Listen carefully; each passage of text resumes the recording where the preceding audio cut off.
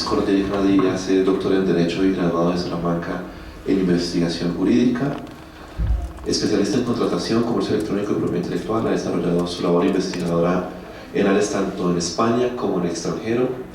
Profesor de planta en la Universidad de Salamanca durante más de 10 años, en excedencia actualmente, y profesor invitado en diversas universidades europeas, norteamericanas y latinoamericanas. Ha centrado sus líneas de investigación en el ámbito de la contratación y la propiedad industrial. Entre otras, en el año 2007 recibió la prestigiosa beca europea de investigación inmobiliaria en estudios europeos, otorgado por la Fundación Europea Canayús, destinada a galardonar a jóvenes juristas europeos. El profesor Ortega Díaz es autor de diversos libros publicados tanto en el ámbito nacional como internacional, autor de más de 30 artículos, miembro de ALADA, de SECOLDA y de diversas instituciones científicas europeas. Profesor actualmente de la Universidad de los Andes, director de la maestría en propiedad intelectual y director del grupo de estudios de la competencia y la propiedad intelectual. Bienvenido, doctor Ortega. Muchas gracias. Generalmente soy poco propenso a hablar en los eventos que organizamos, porque generalmente siempre damos espacio a invitados de fuera, que raramente en eventos como este, cuando lo organiza la maestría o el grupo de estudios de Derecho de la competencia que dirijo y de la que todos formamos parte, generalmente soy reacio, pero hoy haré una excepción. Haré una excepción porque este tema es un tema que básicamente me conmueve. El tema de la salud, al igual que el tema de los medicamentos, es un asunto que ha venido centrando mi atención desde el punto de vista no solamente del derecho a la competencia, sino también desde el punto de vista del derecho de la propiedad industrial y en buena medida también desde el derecho de consumo. Es un entorno polivalente, ¿no? Un entorno donde se centran, donde confluyen, como les decía en la presentación, diversos intereses. Quería hacerles una presentación un tanto transversal sobre todos estos aspectos, ¿no? Por tanto, hablaré sobre los aspectos del sistema de salud desde la perspectiva del paciente, el mercado y el derecho de la competencia. El mercado de salud que tenemos en Colombia a partir de la Ley 100 es claramente, como señalaba el doctor Alzate, un sistema post-neoliberal, o dicho de otra manera, es un sistema neoliberal camuflado. Eso que se conoció como el capitalismo de rostro humano, que de rostro humano prácticamente no tiene nada. Es simple y llanamente el triunfo de la desregulación. Si algo caracterizó al proceso neoliberal, si algo caracterizó a esas olas de lo que Bauman llamó el fundamentalismo económico, fue esencialmente la creencia de que, bueno, el Estado no debe intervenir prácticamente en nada, solamente los operadores económicos expertos en cada uno de los sectores son los que tienen la capacidad para desarrollar con eficiencia las prestaciones de servicios que el Estado debería cumplir. Triunfa la desregulación, una desregulación que en el sector de la salud, no siendo el único, también en el sector financiero, prácticamente nos llevó a la catástrofe, tal como en el sector financiero se probó con la crisis financiera del año de octubre del 2008 en adelante, y en el sector de salud, como estamos comprobando no solamente en Colombia, sino también en otros muchos países donde este sistema se estableció. El sistema en Colombia, a partir de la Ley 100, hace que triunfe esta desregulación, en la que fundamentalmente el Estado asume su incapacidad. El Estado asume su incapacidad. El Estado lo que viene a decir es: nosotros somos incapaces de prestar un servicio de salud adecuado y por tanto nosotros delegamos esta obligación en quienes realmente saben, que son los prestadores, las empresas especializadas. Se crea, como en todo mercado, se crean nichos de mercado. Se crea un mercado que veremos que es tramposo, un mercado para aquellos que tienen capacidad de pago, que es una intersección entre un servicio médico y un servicio hotelero, y para el resto, que son los que quedan, que es fundamentalmente un nicho de mercado intermedio en la prestación de los servicios de EPS, y un servicio que se intenta asimilar a ese servicio intermedio, que es el SISBEN o el Sistema Financiado de Salud, cuya financiación, como ha explicado el profesor Alzate, deriva del sistema contributivo, es decir, del nicho fundamentalmente intermedio al que todos los trabajadores independientes y asalariados en distinta proporción tienen que aportar, y son los que, en último término, soportan financieramente el sistema. Cabe precisar una cuestión que me parece importante.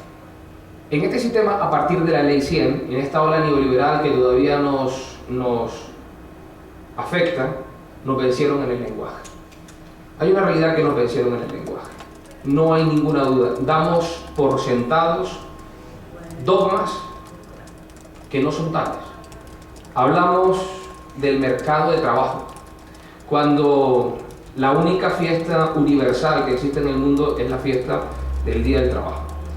Cuando durante más de 200 años Occidente ha luchado porque los trabajadores no sean una mercancía, sino que sean un objeto que forme parte, sean unos sujetos productivos en dignidad y con derechos.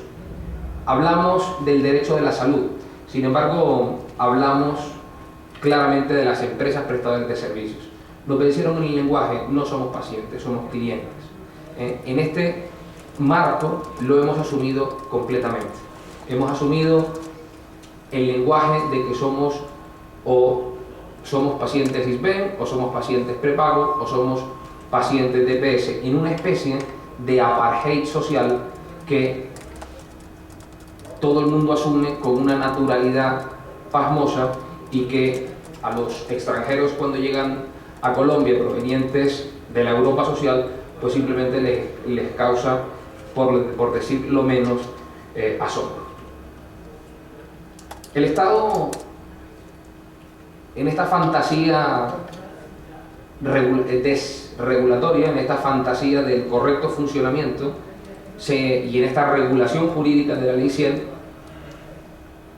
se escondían unos intereses que se revelaron claros.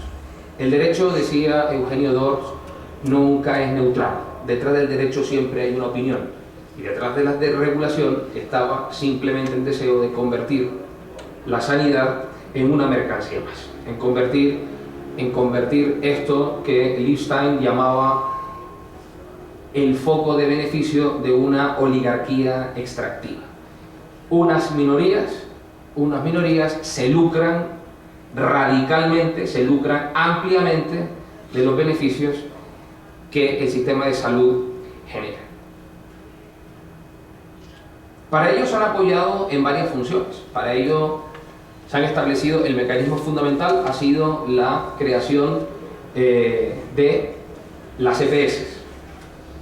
Unas EPS que deben estar inspeccionadas y controladas por parte del Estado en su funcionamiento y administración por parte de la superintendencia correspondiente. En teoría lo están, en la práctica hacen lo que pueden. El control es sumamente complejo. Hemos visto casos desde Caprecom hasta la estructura piramidal de salud, en el que prácticamente se sabe el problema, se detecta el problema cuando la situación estalla, cuando las EPS entran prácticamente en quiebra. ¿La Ley 100 es responsable de esto? Sí, es responsable de esto, es responsable directamente de esto. Se modifica, uno de los elementos que se realizan en la Ley 100 o como consecuencia de la Ley 100, es la modificación en el cambio de la administración de los hospitales, que empiezan a operar bajo el criterio de eficiencia y en el que fundamentalmente se convierten en entidades autónomas, algo que generaba un interés sumo en el proceso legislativo. Si uno lee los debates legislativos que se produjeron, el elemento del carácter autónomo de los hospitales era un elemento crucial, fundamentalmente por parte de quién, por parte de las futuras empresas prestadoras de servicios y por parte de la industria del sector, industria farmacéutica, distribuidores, etcétera, etcétera. ¿Por qué? Pues por la gran tragedia que en ciencia política se le atribuye a la democracia representativa. es mucho más fácil corromper a uno que corromper a 100. Esto era algo que cuando uno ve con los años de la perspectiva, no hace falta ser demasiado pícaro para observar que había un cierto interés en esto. Por supuesto, los criterios que se alegaban eran criterios de eficiencia, de mejor gestión. Dicho en los términos radicalmente neoliberales, que se presentan prácticamente como una ciencia económica indiscutible o indúbita, era lo mejor del ámbito público, es decir, solvencia financiera, respaldo económico, prestación de derechos y cumplimiento de los derechos, frente a lo mejor del sector privado, que era fundamentalmente la eficacia y la eficiencia en la gestión. Lo cierto es que esto que es lo mejor y lo peor se presentaba como si no hubiera ningún tipo de duda, cuando la realidad nos ha demostrado que es falso. Ni el Estado es tan solvente, paga tarde y paga mal, ni tampoco la gestión privada es tan buena. La gestión privada se ha visto claramente alterada y ha obtenido beneficios en base a esas minorías extractivas, a los dueños de las EPS, a los socios de las corporaciones, etcétera, etcétera. Sin embargo, el fin que se buscaba, que era la prestación del servicio de salud, pues no hace falta demostrar demasiado, que creo que es algo que está a la luz pública, que el servicio de prestación de salud es generalmente deficitario. Paseos de la muerte, insuficiencia en la prestación o en el acceso a los servicios médicos, enormes problemas de acceso a los medicamentos, estableciéndose el sistema del que hablaremos ahora, este proceso que se conoce como el proceso de judicialización de la salud.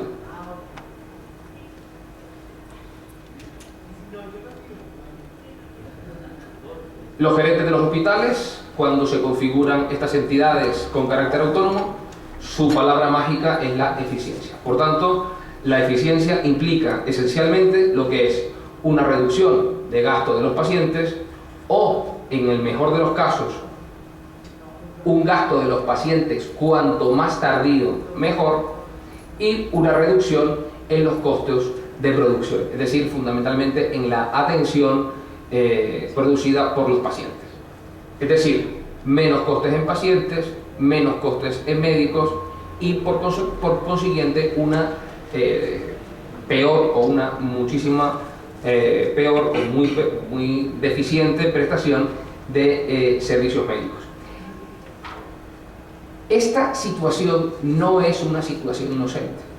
Cuando uno examina la cuestión, en muchas ocasiones se dice, no, es que, en fin, el sistema así es mejorable, pero la prestación de las EPS es una prestación que, en fin, que es mejorable, el Estado tiene que generarlo, pero, en fin, se está trabajando en ello, es una cosa que es porque no podamos. Mi opinión es radicalmente la contraria.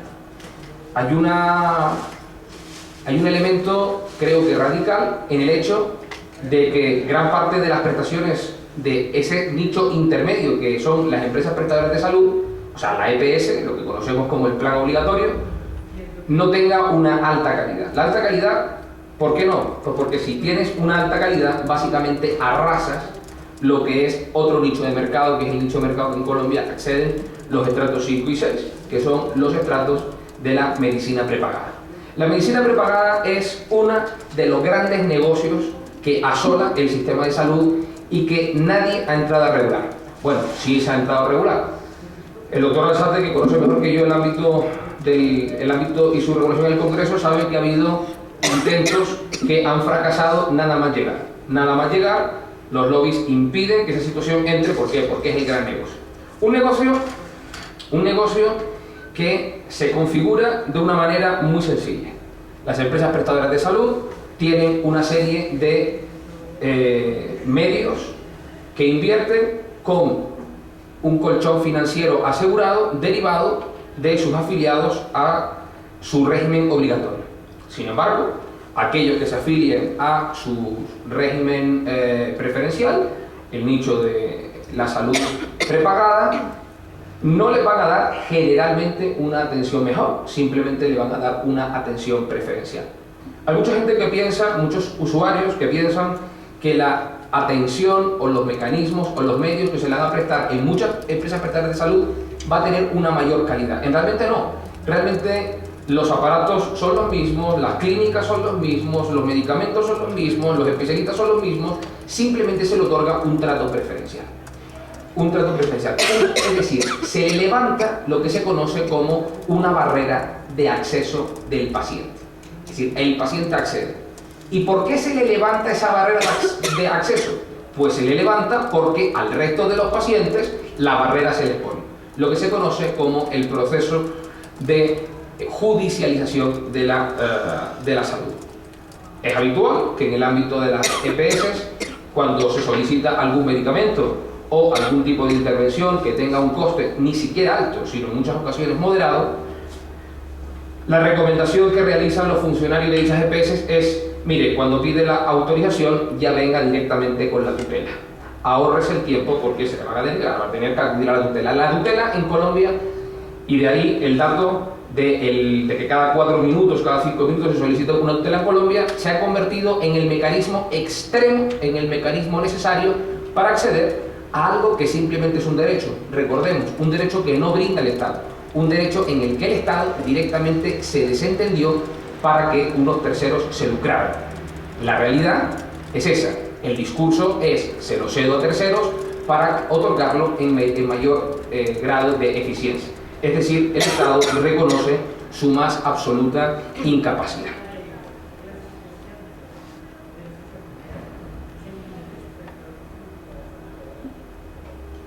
El negocio es claro. Hasta que no se acabe con un mercado conexo como son las prepagos o no se regule, el proceso de judicialización a las EPS en el ámbito de ese nicho intermedio probablemente seguirá existiendo, porque sin lugar a dudas seguirá conveniéndoles, seguirá favoreciéndoles. Es decir, la principal beneficio de un asegurado prepagado no es una mejor asistencia médica, es un beneficio jurídico, es un acceso más rápido, en ocasiones algo más cómodo, pero ese acceso no es gratis. Un asegurado, mediante el nicho más costoso de la salud, paga doblemente. Paga inicialmente su cuota mensual, pero además, cuando la aseguradora sufre algún tipo de gasto, ese gasto se ve aminorado por el pago del ticket moderador. Un pago de ticket moderador que en ningún momento está regulado por ley. Es decir, si usted tiene un coste, una consulta a un especialista, va a pagar un bono. Pero si usted necesita un procedimiento de alto costo, va a tener que pagar 3, 4, 5, 6 bonos. Situaciones que en ocasiones puede llegar al 40 o al 50% del coste del tratamiento asegurado. Es decir, fundamentalmente algo que en un término económico para el paciente, en líneas generales, no es rentable. Ahora bien, lo que sí es rentable es el beneficio jurídico, el no tener que esperar un mes, 2 meses o vaya Dios a saber cuánto para acceder a ese servicio. El ingreso es el fin. Hay muchas personas, y aquí quiero hacer una reflexión desde el punto de vista del derecho a la competencia, desde el punto de vista del paciente, pero también desde el punto de vista de la propiedad industrial. Hay muchas personas que piensan que las EPS están en el negocio de la salud. Muchas personas que piensan, muchos ciudadanos que piensan que las EPS son empresas que se dedican a prestar servicios de salud. La realidad no es esa. De la misma manera que al costo no está en el negocio de la distribución de alimentos. Son empresas cuyo mayor número de ingresos se deriva de sus activos financieros, de la gestión financiera. Con las EPS en Colombia ocurre algo relativamente similar. El funcionamiento del costo, que es el costo de las grandes empresas distribuidoras alimentarias, es en buena medida similar a lo que ocurre con los EPS. Yo cobro el día 1, pero pago a 3 meses vistas. Y con ese volumen ingente de dinero juego en los mercados financieros. La actuación de las EPS es una situación parecida. De ahí la necesidad de tener continuamente flujos de caja que les permitan realizar estas funciones. Claro, esta realidad de la eficiencia hace que las EPS generen acciones que atentan contra no solamente la libertad de los pacientes, no solamente los derechos de los pacientes, que es en buena medida, en toda la medida, quienes deben ser los principales beneficiarios, sino que también atentan contra los operadores médicos, contra los profesionales de la salud. Muchas veces desde el público se observa a los profesionales de salud casi como el enemigo. Y los profesionales de la salud, la realidad es que yo diría que en un 70% de las ocasiones son en muchas ocasiones víctimas del propio sistema. Gente con una enorme formación y con unos salarios absolutamente ridículos que imposibilitan tener pues una salud o una prestación de servicios de calidad. Esto es, bueno, algo que se dice habrá que solucionar. Esta realidad no es tampoco inocente. ¿Por qué sucede eso?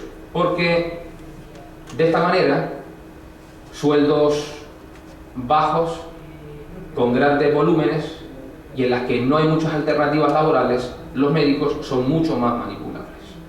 Son mucho más manipulables por quienes son más manipulables, tanto por las empresas prestadoras de salud como por los laboratorios farmacéuticos, que son el segundo gran elemento o el segundo gran interventor en este mercado cuando menos singular. Los médicos se ven obligados a, en esa lucha por la eficiencia, a atender pacientes cada 5, cada 10 minutos, si son especialistas, una media de 15, y se ven obligados a recetar únicamente los medicamentos de bajo costo o medicamentos que han sido previamente aceptadas por las empresas prestadoras de salud. De ahí eso que en Colombia se ha extendido como la cultura del ibuprofeno. No voy a la EPS porque lo que me van a mandar es el ibuprofeno, ¿no? En caso de duda, solamente se receta cuando se está completamente seguro de que el mal está causado. Que el mal está causado. El ingreso es el fin. El ingreso es el fin. El ingreso del sistema de las empresas prestadoras de salud es obtener ingresos y gastar y tener gastos sumamente bajos. Por eso hay una parte de la población que directamente desprecian, que básicamente intentarán ir a las empresas prestadoras de salud públicas. Personas con enfermedades de alto costo, personas mayores de 55 años, niños con problemas de malformación congénita, etcétera, etcétera. Todas esas personas son desviadas, son rechazadas y son desviadas a los sistemas públicos de salud para que básicamente asuman ellos el coste. Claro, el panorama que nos encontramos es desolador. Empresas prestadoras de salud que prestan unos servicios intentando gastar absolutamente lo mínimo, siendo irrelevante en cuestión de la calidad. Nos encontramos a médicos mal pagados, nos encontramos a médicos que en muchas ocasiones trabajan 12, 13, 15 horas, y nos encontramos una figura que en Europa ya ha sido regulado. Hay países como Italia o España que han puesto fuertes sanciones, leyes que establecen un fuerte régimen sancionatorio. Estas figuras a las que me refiero son las figuras de los visitadores médicos, las figuras de los laboratorios. Cuando los médicos están generalmente en este ámbito, en este marco, una forma para completar sus ingresos es fundamentalmente convertirse en vendedores. Y esto es lo que los laboratorios trabajan a través de los visitadores médicos. Si usted vende tantos pacientes, si usted vende tantos medicamentos, si usted receta tantos medicamentos, nosotros vamos a, en fin, a tener algunas consideraciones con usted. Vamos a tener consideraciones con usted. Con los médicos. Ya no hablemos con los gerentes de los hospitales. Los gerentes de los hospitales, cuando que tienen, recuerden, carácter autónomo e independiente en base a esa presunta eficacia, son los encargados de realizar la contratación, de realizar las compras. A mí me ha tocado revisar contratos en los que la venta mínima que se realizan de prótesis de cadera, de una prótesis de cadera, por ejemplo, son 50-70 unidades. Y los clavos que se venden para esas prótesis, de las que solamente se usan 3 tipos, sin embargo, el paquete que vende el laboratorio son 15. Y se compran. Y se compran. ¿Se compran por qué? Pues porque así lo deciden los gerentes de los hospitales. ¿Eso es eficiencia? Claramente no. Pero por debajo existe una trama de intereses que prácticamente nadie puede controlar. Es un problema del sistema que tiene un carácter endémico.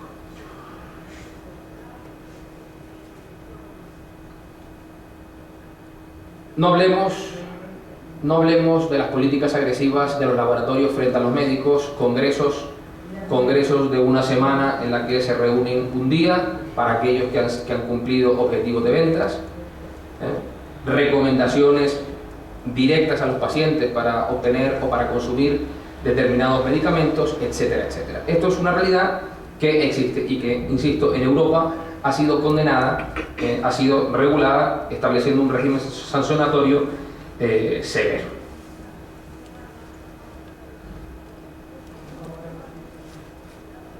Eso porque ocurre, aparte de las razones que les he dicho, les ocurre fundamentalmente porque el negocio de la salud y el negocio de la venta de medicamentos es uno de los mayores negocios del mundo. Y aquí quiero hacer una reflexión en el ámbito de la propiedad industrial.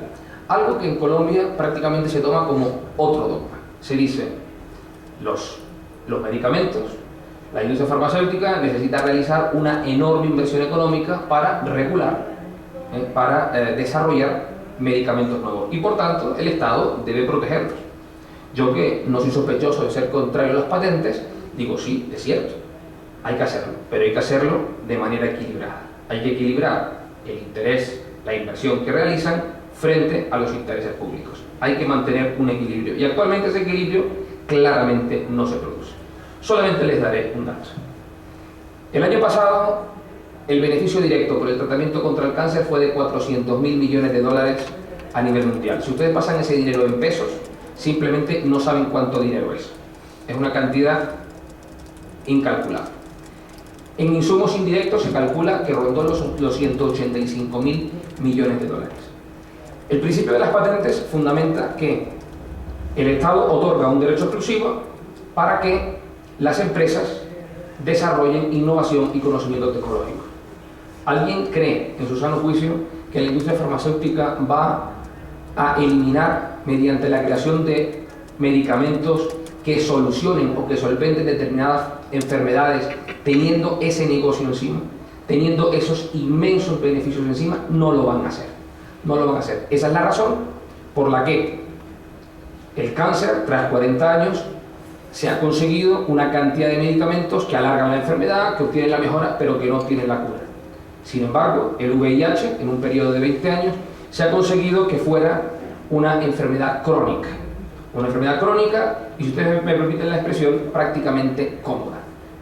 El paciente que está tratado tiene una vida cómoda, pero el paciente ya no se convierte en paciente. El paciente está directamente clientelizado porque se convierte en un consumidor perpetuo de la farmacéutica.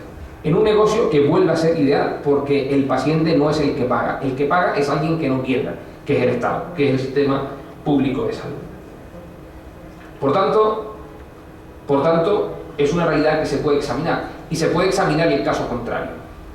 Tras 20 años, prácticamente sin investigación, cuando surge el ébola, y el ébola amenaza con invadir Europa y invadir Estados Unidos, generando, si se produjera en los modelos de expansión de infección en Estados Unidos, una infección masiva, produciendo la quiebra totalmente del sistema, misteriosamente, en un periodo de 8 meses, surge la vacuna, surge el famoso suero que controla la enfermedad, obtenido de la sangre de Teresa Romero, la enfermera española que superó la enfermedad y de la monja guineana, cuyo nombre no recuerdo, se obtuvo este suero en un periodo mágico de 7 meses. No se pudo hacer antes, pero a los 7 meses sí. ¿Por qué? Pues porque la amenaza financiera era la contraseña era radicalmente pues absolutamente irrentable.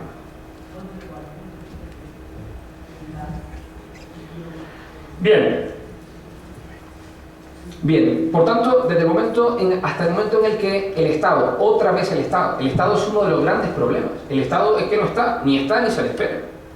Hasta que el Estado no tenga claro que no se puede dejar en manos únicamente de las farmacéuticas, únicamente del sector privado, la investigación en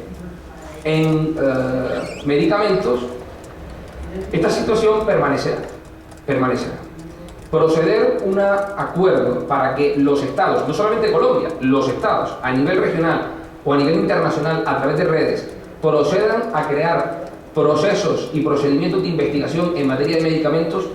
Hasta que eso no suceda, hay enfermedades que están desangrando económicamente nuestros sistemas de salud que no se van a solucionar.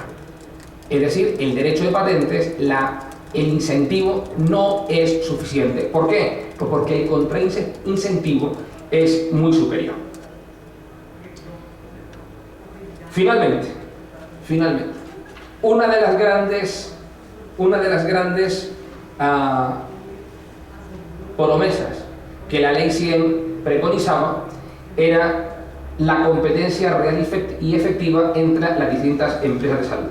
Se decía lo siguiente: si uno mira los vídeos de aquella época de los defensores de la Ley 100 y la ve en el año 2015, como he hecho para preparar esta ponencia, uno no puede sentir nada más que sonrojo. Cuando en aquel momento los defensores de la Ley 100 decían en sede legislativa con toda la seriedad del mundo que las EPS iban a aumentar la eficacia en la prestación del servicio.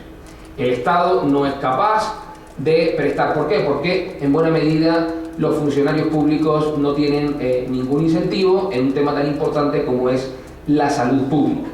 Pero que sin embargo las empresas sí van a hacer. Las empresas, en ese ánimo de lucro, van a intentar generar el mejor servicio posible para pues posicionarse mejor en el mercado, y que además van a competir entre sí. ¿Para qué? Pues para obtener un mayor número de clientes / pacientes y por tanto obtener un mayor número de ingresos. La realidad hoy en día se demuestra claramente falsa.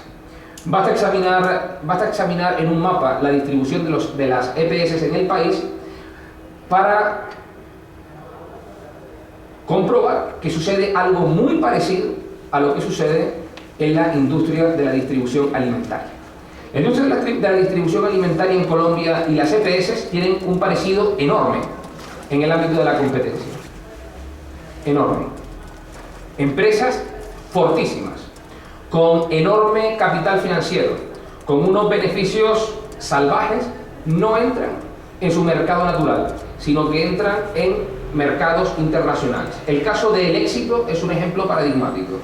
Una empresa en Colombia, en Bogotá, expandida en toda la zona central del país, pero que sin embargo en la zona de la costa y en otras zonas del país apenas tiene presencia. Sin embargo, por su necesidad de expandirse, comienza su expansión en el territorio brasileño, pero no en el territorio colombiano. Sin embargo, la segunda gran cadena de distribución alimentaria, que es Olímpica, se extiende en toda la costa, teniendo en la zona donde Éxito tiene una presencia dominante, teniendo apenas una presencia de carácter simbólico. Teniendo apenas una presencia de carácter simbólico. Esta es una realidad que en buena medida sorprende. En el ámbito de las EPS la situación es la misma. Uno examina cómo EPS en Bogotá, en la zona central del país, en la zona de los llanos, tienen una presencia enorme, proceden a su expansión en territorios regionales, Pero sin embargo, en otras zonas del país, donde su competencia directa opera, ellos directamente no actúan. Es decir, nos encontramos ante un acto de repartimiento de mercado, ante unos acuerdos claramente colusorios. No hablemos de las curiosidades que se producen en los planes de salud prepagada. En los planes de salud prepagada uno examina las ofertas que se realizan en el mercado para ver que existe una diferencia prácticamente irrisoria. Es unos márgenes de menos del 1%. Intuir que estamos ante un acuerdo de precios, ante un acuerdo colusorio que afecta al derecho a la competencia, no parece ser tremendamente descartable. Es algo que se intuye de una manera clara. La Superintendencia de Industria y Comercio, ¿dónde está? No se sabe, ni está ni se le espera. En el sistema de salud, la Superintendencia de Industria y Comercio no aparece, no está. Por supuesto, con los sacrosantos canales de distribución alimentaria, tampoco. Esos son dos sectores que, como se diría en buen colombiano, tienen corona. Parece que nada les afecta.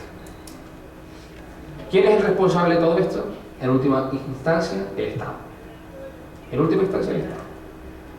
El Estado básicamente se denegó de sus funciones, creyendo que delegando esa situación en empresas privadas iba a solucionar el asunto. Yo la verdad tengo muchas dudas de que fuera una delegación honesta. Yo no creo que quien delegara esas funciones pensara que realmente iba a tener una mejora del sistema, porque era algo que en derecho comparado ya en aquel momento se veía que no. Y uno puede examinar cómo países como Noruega, Suecia o Dinamarca, o la propia Alemania, o la propia España, tienen sistemas de salud manejados exclusivamente por el sector público, controlados directamente por el sector público, con una calidad en la prestación del servicio absolutamente, no voy a decir que impecable, pero sí con unas altísimas grados de calidad. El Estado colombiano ha entrado en un proceso, o entró en un proceso en los años 80 que parece que intenta reacomodar en un proceso de deconstrucción. Renunció a la educación, dejando fundamentalmente la educación en manos del sector privado, renunció a la salud, dejándolo en manos del sector privado, renunció en buena medida a la defensa. Uno de los mayores contratistas del Estado es el Ministerio de Defensa, y renunció prácticamente a los elementos estructurales que vertebran una sociedad.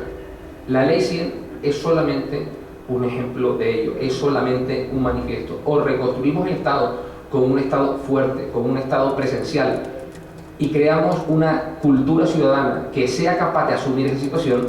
Si nos quitamos de encima los dogmas que desde hace 40 años nos vienen diciendo y que hemos comprobado que son falsos, o esta situación va a tener un remedio, al menos en el ámbito colombiano, y yo diría que incluso en el ámbito latinoamericano, completamente difícil. Muchas gracias, no les aburro más.